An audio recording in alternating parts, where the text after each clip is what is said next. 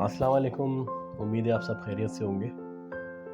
और मुझे आपकी ईमेल रिसीव हुई थी जिसमें आप लोगों ने पूछा है कि हम तुर्की आना चाहते हैं तो कैसे आएँ और क्या बेहतरी है हमारे लिए तुर्की में। और एक दोस्त ने भी मैसेज किया था तो मैंने सोचा आप लोगों को इस हवाले से गाइड करूँ।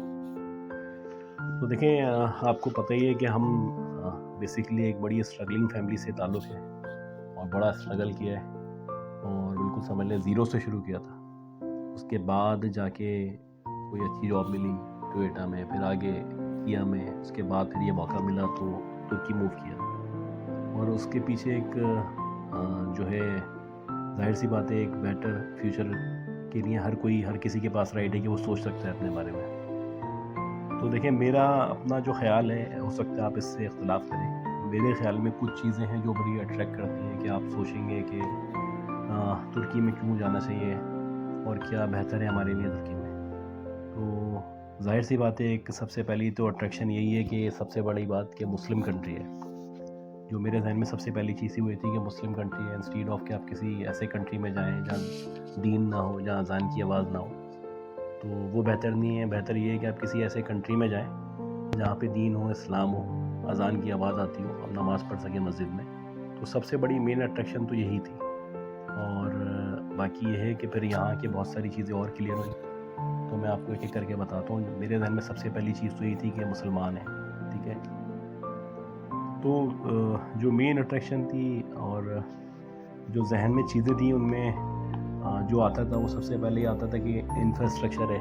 दीन तो आपको बता दिया, वो तो ज़ाहिर सी बात है, एक मुसलमान सोचता है। तो नॉर्मली जो लोग देखेंगे वो क्या देखेंगे? वो ये देखेंगे इंफ्रास्ट्रक्चर क्या है इस कंट्री का। तो मैं यहाँ 2018 में आ चुका था, मैं देख के जा चुका था, तो मैंने देखा था बड़ा ज़बरदस्त रोड है, बड़ा साफ़ सुथरा सिस्टम है, ट्रांसपोर्टेशन अच्छी है और जदीद सिस्टम के तहत हो रहा है सारा काम, कार्ड का ज़्यादा इस्तेमाल हो रहा है। तो ये सबसे बड़ी चीज़ थी जो जिसने मुझे अट्रैक्ट किया। मेरे जहन में ये भी था, लाइट नहीं जा रही, गैस का प्रॉब्लम नहीं है, रोड टूटे हुए नहीं हैं, बसें ख़राब नहीं हैं और आप किसी परेशानी में मुब्तला नहीं है। तो सबसे बड़ी जो अट्रैक्शन थी वो जो आपको अट्रैक्ट करती है, वो सबसे बड़े पहले जो होता है वो इंफ्रास्ट्रक्चर होता है किसी भी कंट्री का।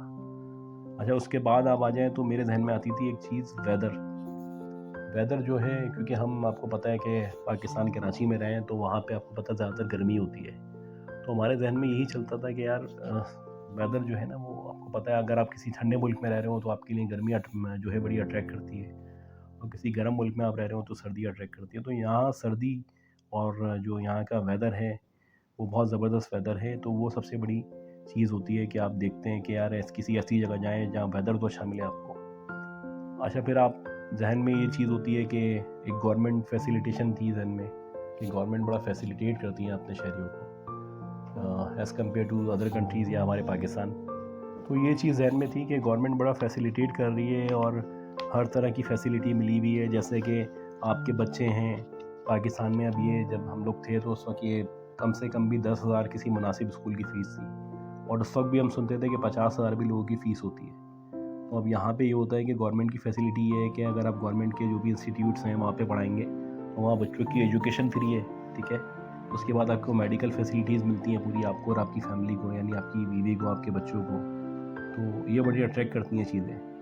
अच्छा, एजुकेशन फ्री, मेडिकल फ्री, फिर जो पे स्केल है उसका भी थोड़ा-सा ज़हन में था कि क्योंकि पाकिस्तान में आपको पता है कि जो नॉर्मली बंदे की सैलरी होती है वो 30, 35, 40 हज़ार के दरमियान होती है। अच्छा, हमारा काम था सेल्स का, तो सैलरी पे तो हम डिपेंड करते ही नहीं थे, हम तो सेल्स पे कमीशन कमाते थे, तो उस पे फिर अच्छा गुज़रो औक़ात होता था हमारा। तो यहाँ पे ये था कि जो बेसिक सैलरी है वो अभी जैसे मिसाल के तौर पे अब तो खैर अच्छी हो गई है, 5500 ले रहा है, तो उसको आप अभी भी कैलकुलेट करें, मिसाल के तौर पे आप पाकिस्तान में सबकी सैलरी 70,000 कर दें, तो मेरा ख़्याल है कि बहुत बेहतरी आ जाएगी, लोगों के मिजाज भी चेंज हो जाएंगे, बुनियादी परेशानियाँ ख़त्म हो जाएंगी। तो यहाँ पे ऐसे ही है कि आपकी सैलरी जो है 5500 ले रहा है और आपके जो खर्चे हैं पाकिस्तान के हिसाब से यानी उस रेट पे, तो यानी आप पाकिस्तान में सैलरी लोगों को 25,000 देने के बजाय 60,000 देना शुरू कर दें तो बहुत सारी आसानियाँ हो जाएंगी। तो ये बड़ी अट्रैक्शन थी पे स्केल की।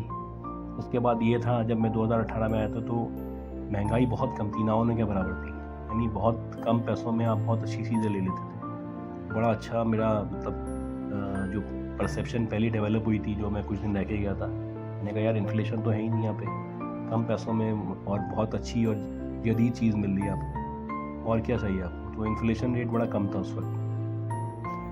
अच्छा, इन्फ्लेशन के बाद आप आ जाएँ कि लॉ एंड ऑर्डर सिचुएशन। अब आप पाकिस्तान में रात में, जैसे मैं अभी यहाँ हूँ, तो मुझे कोई डर नहीं है, मोबाइल में जेब में रख के घूम रहा हूँ। कराची में हर वक्त ये डर रहता था कि कब कोई मोबाइल ले जाएगा मुझसे। तो लॉ एंड ऑर्डर की सिचुएशन से बड़ा मुतासिर हुआ था मैं। जब मैं आया, मैंने पहली दफ़ा पुलिस वालों को देखा तो मुझे यकीन नहीं आता, मुझसे छोटे पुलिस वाले हैं सारे, किसी का पेट नहीं निकला हुआ। तो मैं तो बड़ा हैरान। तो लॉ एंड ऑर्डर सिचुएशन जो है बड़ी मैटर करती है। आपको लगता है कि कोई मसला नहीं है, कोई अल्लाह ना करे बम धमाके नहीं हो रहे, कोई इस तरह का आपको लगता नहीं है कि कोई मोबाइल छीन लेगा, कोई गोली मार देगा, तो ये मैटर करती है। तो ये इस चीज़ ने बड़ा अट्रैक्ट किया।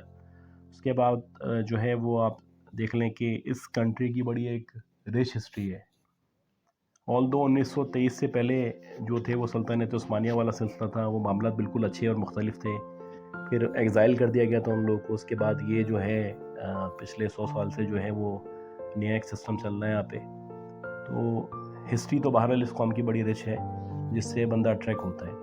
तो ये वो चीज़ें थी जो जहन में होती हैं, उसको देख के बंदा फिर मूव करता है। तो ये वो चीज़ें थी जिसने मजबूर किया कि तुर्की को सेलेक्ट किया जाए आपको। तो ये मेरी ओपिनियन है। अच्छा, ये बुनियादी देखें, चीज़ें हैं जो अब आते हैं हर बंदा सोचेगा, कि उसको वाई हक नॉट है टू कि अपने मूव बेटर टू तुर्की, फ्यूचर के लिए ये सब तुर्की चीज़ें क्यों देख ना के वो आए। आगे सोचे जो कि मूव मेरा फॉरवर्ड अपना होना चाहिए। एक्सपीरियंस है मैं वो शेयर करूँगा। बहुत सारे लोगों को शायद बुरी लगे बातें, लेकिन बहरहाल मेरा जो एक्सपीरियंस है वो मैं बताऊँगा आपको। तो मैं आपसे करूँगा खुल के बात। सबसे बड़ी देखें चीज़ होती है लैंग्वेज। यहाँ के जो लोग हैं, हम यूजुअली आ रहे होते हैं दूसरे ममालिक से, तो हमें क्या आता है, इंग्लिश आती है, उर्दू आती है। यहाँ के लोगों को इंग्लिश बिल्कुल भी नहीं आती। ये इंग्लिश में बात करना चाहते ही नहीं है, ये इंग्लिश को सीखना बिल्कुल पसंद नहीं करते। इनके जहन में है कि इंग्लिश अगर सीख ली इन्होंने तो ये शायद तुर्किश को भूल जाएंगे। खैर बहरहाल होता ये है कि लैंग्वेज का सबसे बड़ा बैरियर होगा। आप इस मुल्क में एंटर हो जाए, एयरपोर्ट से पता चलेगा आपको कि लैंग्वेज कितनी ज़रूरी है तुर्की की आना। आप टैक्सी में बैठें, यूनिवर्सिटी जाएँ, स्कूल जाएँ, कॉलेज जाएँ, डॉक्टर के पास जाएँ, इंटरव्यू के लिए जाएँ, आपको हर जगह लैंग्वेज आनी चाहिए। अगर आपको लैंग्वेज नहीं आती तो आपका कोई पुरसाने हाल नहीं है। आप बिल्कुल सरासर दुआओं पे चल रहे हैं, कोई आपको बचाने वाला नहीं है यहाँ पे। तो लैंग्वेज का ऐसा होता है, मेरा अपना ओपिनियन ये है कि जैसे हम कराची में पैदा हुए तो हमें उर्दू आती है, वो हमारी मादरी ज़बान है। उसके बाद हमने जो पहली क्लास से पढ़ी वो इंग्लिश पढ़ी, तो इंग्लिश आती है क्योंकि वो सालों पढ़ी। अब हम जब यहाँ पे आते हैं तो हम अपना प्रोफेशनल करियर स्टार्ट कर चुके होते हैं, अपनी एजुकेशन हासिल करने के बाद आ रहे होते हैं। तो उसके बाद कितनी भी लैंग्वेज आप सीख लें तो आपको वैसी लैंग्वेज आ ही नहीं सकती कभी भी कि जैसे आपको उर्दू या इंग्लिश आती है। टर्किश को उस लेवल पे आप सीख नहीं सकते कि इसमें शेर व शायरी समझ रहे हो और कर रहे हो आप। बहुत आगे की बातें, इधर तक तो आप जा ही नहीं सकते। लैंग्वेज बहुत बड़ा ट्रबल है यहाँ पे। यहाँ के लोग आपसे इंग्लिश में बात नहीं करेंगे, आपको लैंग्वेज का बहुत ज़्यादा ट्रबल होगा यहाँ पे। सबसे ज़्यादा प्रॉब्लम लैंग्वेज की होगी यहाँ पे मेरे ख्याल में। अच्छा, उसके बाद जो मेरा ख्याल है कि यहाँ पे हर समझ लें कि रेसेस के मिक्स रेसेस हैं, यानी कि हर जो है मुल्क से आए हुए लोग रह रहे हैं हर सिटी के अंदर, मिक्स आबादी है। तो यहाँ पे लॉ एंड ऑर्डर सिचुएशन जो आप एडवांटेज में लेते हैं उसको डिसएडवांटेज में भी ले सकते हैं। कि यहाँ पे आपको खुद ही रिकमेंड किया जाता है कि ज़्यादा कैश लेके ना फिरें, ज़्यादा पैसे आपकी जेब में नहीं होने चाहिए। छीन सकते हैं मोबाइल, लोगों का छीनते हुए मैंने सुना है, लोगों का मोबाइल चोरी हो चुके हैं। इवन एक खातून थी पाकिस्तानी, उनका आईफोन चोरी हो गया था। अच्छा, आपके लिए बड़ा मुश्किल है पकड़ना, आप नहीं पकड़ सकते, आप रिपोर्ट करेंगे, उसके बाद जो मामलात हैं वो मुश्किल है मौत। तो यहाँ पे आपको जो है ना सिक्योरिटी फील बिल्कुल भी नहीं होगी पैसों के मामले में। ज़्यादा कैश कैरी करेंगे तो आपको खुद डर सा लगेगा। तो यूजुअली लोग कार्ड लेके घूमते हैं, इसलिए तो ये एक ट्रबल होगी। उसके बाद कॉस्ट ऑफ लिविंग जो है ना वो गए वक्तों में तो बड़ी ज़बरदस्त थी कि आप जो आराम से यहाँ पे सारे एक्सपेंडिचर्स को बेयर कर लेते थे। आप कमा रहे होते थे 3000 लिरा, उसमें से भी 500 लिरा आपके बच जाते थे खर्चा निकालने के बाद। अब 5500 आपको पैसे मिल रहे हैं, आपका किराया देंगे, आप राशन डलवाएंगे, आपका खर्चा 10,000 लिरा का है। कमा आप 5500 रहे और आपकी आम जो खर्चा है वो 10,000 है। तो ये जो कॉस्ट ऑफ लिविंग है ना, इसने बड़ा जो है ट्रबल क्रिएट किया है। तो यहाँ पे कॉस्ट ऑफ लिविंग जो है बड़ी चेंज हो गई है, यानी आसान अल्फाज में महंगाई बहुत हो गई है। और पिछले 1 साल में तो समझ लें कि जो 10 रुपये की चीज़ थी ना वो आपको 30 रुपये की मिलेगी। तो ये बहुत बड़ा ट्रबल है इन्फ्लेशन। अच्छा, इसके बाद आपको बताता हूँ लीगल फॉर्मेलिटीज़ जो हैं। अब आपने क्या किया, आपने वीज़ा लिया, उसके बाद आप यहाँ के टेम्परेरी रेजिडेंस अप्लाई करते हैं, तो सबसे बड़ी बैड न्यूज़ तो यही है कि आपका टेम्परेरी रेजिडेंस जो है वो ख़त्म हो गया है। जिनके पास है उनका सिर्फ रीन्यू हो रहा है, तो जिनके पास टेम्परेरी रेजिडेंस कार्ड था वो रीन्यू करवा रहे हैं और उसमें भी काफ़ी लोगों को नाकामी हुई है। और नए जो लोग आ रहे हैं उनको तो रेजिडेंट कार्ड मिल ही नहीं रहा। तो आप ये जहन से निकाल दें कि आप किसी भी तरह रुक सकेंगे यहाँ। आप सिर्फ टूरिस्टिक वीज़ा लेके आ सकते हैं, घूमे फिरे और वापस चले आएँ। तो अब तो लीगल फॉर्मेलिटीज़ इस तरह की हैं कि आप रुक ही नहीं सकते, यहाँ रेजिडेंस आपको मिल ही नहीं सकती। अच्छा, पॉलिसी इनकी चेंज हो जाती है यूजुअली, जो मेरी ऑब्जर्वेशन है। पॉलिसी अभी कुछ है, आपने तैयारी किसी और की और जब आपका टाइम आया उस पॉलिसी पे इम्प्लीमेंट करने का तो पता चला पॉलिसी चेंज हो गई है। बिल्कुल ऐसी है कि आपने याद किया ए और बी, ठीक है, और आपके क्वेश्चन जो पेपर था उसमें आ गया सी। आपने तैयारी की ए बी की और आ गया सी। तो मतलब ये होता है कि आप तैयारी कर रहे होते हैं किसी और पॉलिसी पे चलने की, पता चलता है गवर्नमेंट ने एकदम चेंज कर दी। मिसाल के तौर पे पहले $2.5 लाख पे आपको सिटीजनशिप दे रहे थे, इसकी इन्वेस्टमेंट पे, उसकी प्रॉपर्टी लेने पे आपकी फैमिली को और आपको। अब इन्होंने कर दिया $4.5 लाख। इसी तरह ये पहले जिसने भी प्रॉपर्टी यहाँ के ले ली, चाहे कितनी भी कीमत की, उसको TRC रिन्यू हो जाती थी। अब इन्होंने क्या ट्रबल कर दिया कि $75,000 की कम से कम आपकी प्रॉपर्टी होनी चाहिए तो आपका TRC रिन्यू हो सकेगा, ठीक है। वो सिटीजनशिप तो एक अलग ही बिल्कुल डिफरेंट चीज़ है। पॉलिसीज चेंज हो जाती हैं जो जिसकी वजह से लोग डरते हैं। तो ये वो चीज़ है जो तुर्की में आपको फेस करनी है बार बार। अच्छा, अब एक वेदर का जो एडवांटेज है वो डिसएडवांटेज भी है, क्योंकि यहाँ पे 4 से 5 महीने गर्मी होती है। तो गर्मी वही होती है 30, 32, 33 के दरमियान। तो यहाँ पे फैंस होते नहीं हैं, AC लगे हुए नहीं होते, तो आपको गर्मी बर्दाश्त करनी है। जैसे पाकिस्तान, इंडिया और बांग्लादेश की तरह नहीं है कि बहुत ज़बरदस्त बारिश हो रही है मानसून में। यहाँ पे बारिशें बिल्कुल भी नहीं होती। एक आध कोई बारिश हो जाए तो हो जाए। बारिशें होती हैं फिर नवंबर के बाद, और फिर वो फरवरी मार्च तक चलती रहती हैं, बर्फ़बारी वगैरह होती है।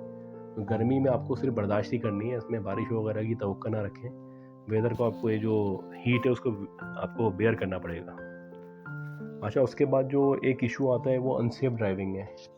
यहाँ पे आप किसी के साथ भी बैठे हो, चाहे वो जो है बसेज हो, गवर्नमेंट की ट्रांसपोर्टेशन जो है, पब्लिक ट्रांसपोर्ट, या किसी टैक्सी ड्राइवर के साथ हो, तो आपको लगेगा अनसेफ ड्राइविंग हो रही है।